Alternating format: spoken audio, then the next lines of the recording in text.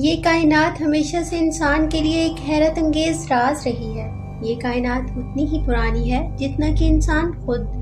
قدیم یونانی فلسفیوں نے کائنات کو لامحدود قرار دیا۔ ان کے مطابق یہ ہمیشہ سے تھی اور ہمیشہ رہے گی۔ انسانی تاریخ کے ہر مذہب اور ہر قوم میں کائنات بننے یا اس کے موجود ہونے کے بارے میں کچھ نہ کچھ نظریات رہے ہیں، جن میں مذاہب کے عقائد سے لے کر فلسفانہ نظریات اور پھر موجودہ سائنس کے نظریات بھی شامل ہیں۔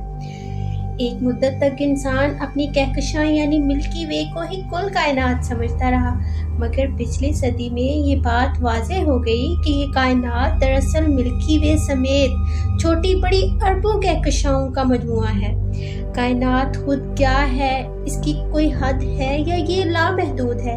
کیا اس کا کوئی آغاز اور انجام بھی ہے کہ نہیں؟ اگر ہے تو اس کے بارے میں ہمارا علم کہاں تک جاتا ہے، اور اگر نہیں ہے تو اس کے بننے اور ختم ہونے کو سائنس کے کن اصولوں سے ثابت کر سکتے ہیں؟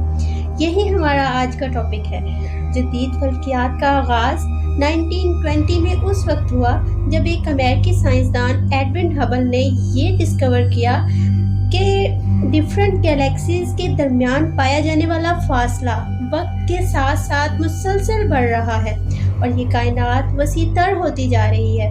یہ ایک ایسا انکشاف تھا کہ جس نے کائنات کے بارے میں انسان کی سوچ کو بدل کر رکھ دیا۔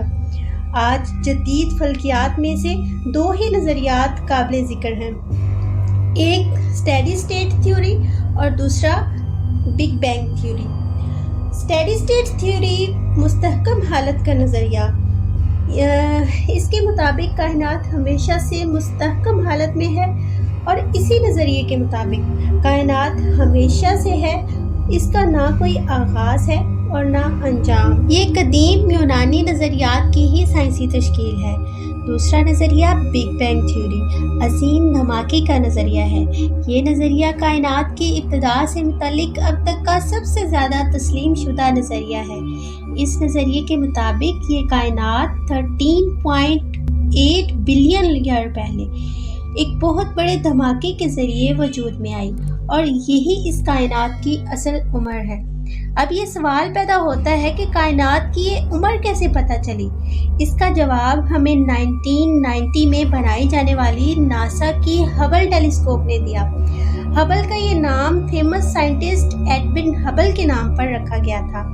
اس ٹیلیسکوپ کی مدد سے لی جانے والی سب سے پرانی گیلیکسی ملی، جو زمین سے تقریباً 13.4 بلین لائٹ ایئر کے فاصلے پر واقع ہے۔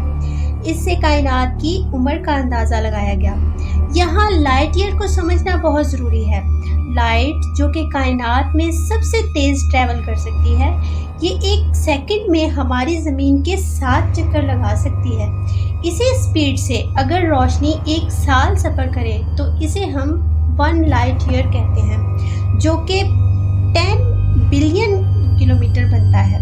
اب آپ خود اندازہ لگائیں کہ اگر ایک لائٹ ایئر 10 بلین کلومیٹر ہے تو 13.4 بلین لائٹ ایئر کتنے کلومیٹر کے برابر ہوں گے؟ اسی طرح جب ہم کسی دور دراز سٹار یا گیلیکسی سے آنے والی روشنی کو ہم تک پہنچنے کا فاصلہ ماپتے ہیں تو اس سے دراصل ہمیں اس کی عمر کا بھی پتہ چل رہا ہوتا ہے۔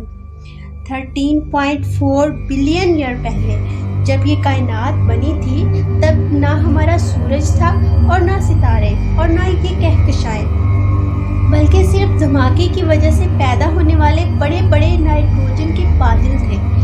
خلا میں ان بادلوں کے جن حصوں میں ہائیڈروجن اور ہیلیم کی مقدار زیادہ تھی، ان حصوں میں گیسز سکڑنے لگیں، اور سکڑتے سکڑتے وہ کافی گرم اجسام کی شکل اختیار کر گئیں، جنہیں ہم ستارے کہتے ہیں۔ اب ان ستاروں کے آس پاس جہاں گیسز کی تعداد کم تھی، وہ کم گرم اجسام بنے جو ستاروں سے تو چھوٹے تھے، اور کسی اپنے سے بڑے نزدیکی ستارے کی بہت زیادہ کشش کی وجہ سے اس کے گرد چکر لگانے لگے۔ ان کو ہم سیارے کہتے ہیں۔ کئی ستارے آپس کی کشش کی وجہ سے جھرمٹ کی شکل اختیار کر گئے، اور اس طرح گیلیکسیز وجود میں آئیں۔ ہمارا سورج اور زمین جس گیلیکسی میں ہے اسے ملکی وے کہتے ہیں۔ اس کا نام ملکی وے اس لیے رکھا گیا کیونکہ اس کے بہت سے ستارے سفید نظر آتے ہیں اور دیکھنے میں ایسا معلوم ہوتا ہے جیسے کوئی دودھ کی نہر یا راستہ ہو۔ جب ہمارا سیارہ یعنی زمین وجود میں آئی تو اس وقت اس کی شکل ایسی تھی جیسے کہ ہر طرف آتش فشاں پھٹ رہے ہوں، لیکن جیسے ہی ٹیمپریچر کم ہوتا گیا تو زندگی کے لیے موافق ماحول بنتا گیا۔ ہبل ٹیلیسکوپ سے ہمیں اس بات کا ثبوت بھی ملا ہے کہ اس کائنات میں 125 بلین سے زیادہ گلیکسیز موجود ہیں، جبکہ عام اندازہ یہ بھی ہے کہ ان کی تعداد 200 بلین سے بھی زیادہ ہے، جو نہ صرف ایک دوسرے سے دور ہوتی جا رہی ہیں بلکہ ان کے ایک دوسرے سے دور جانے کی رفتار بھی مسلسل بڑھ رہی ہے، یعنی ان کا درمیانی فاصلہ بھی مسلسل بڑھتا جا رہا ہے۔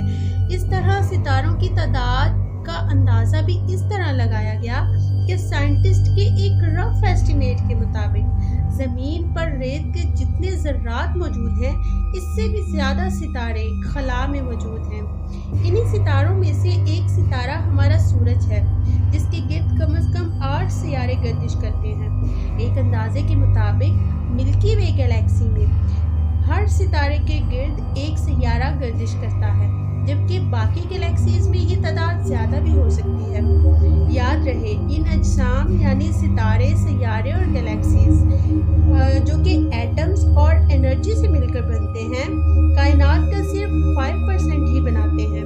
باقی کائنات کا زیادہ تر حصہ خالی ہے، جو کہ تاریک مادہ، ڈارک میٹر یا ڈارک انرجی پر مشتمل ہے۔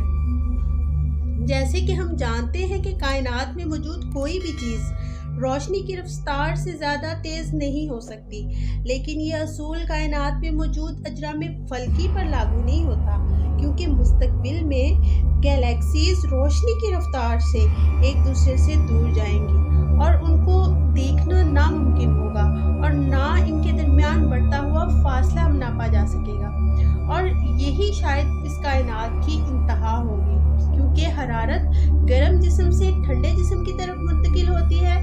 ایک دن کائنات کے بے انتہا پھیلنے کی وجہ سے انرجی کی کمی ہو جائے گی اور تمام اجرام فلکی ٹھنڈے پڑ جائیں گے۔ ان ساری معلومات اور تیز تر ٹیکنالوجی کے باوجود آج بھی انسان کائنات کے رازوں کو جاننے سے قاصر ہے، کیونکہ اس طویل ترین زنجیر کی بہت سی کڑیاں اب تک غائب ہیں، مگر تلاش اور جستجو ابھی جاری ہے۔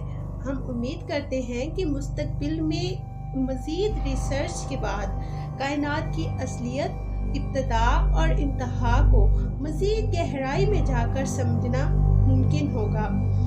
بگ بینگ تھیوری کیا ہے، ڈارک میٹر کیا ہے، اور ڈارک انرجی عام انرجی سے اور میٹر سے کیسے ڈیفرنٹ ہے، بلیک ہولز کیا ہیں، کیا وائٹ ہولز کا بھی کوئی کانسیپٹ موجود ہے؟